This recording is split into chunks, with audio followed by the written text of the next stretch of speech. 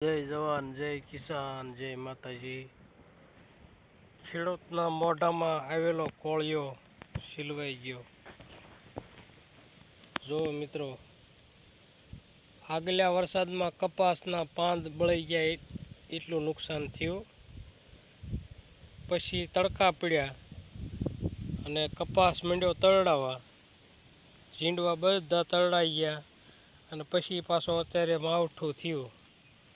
માવઠામાં રૂ જે તરડાણું હતું એ બધું રૂ બગડી ગયું. જુઓ મિત્રો, હવે આ મોટા કાઢી દે છે કપાસિયા.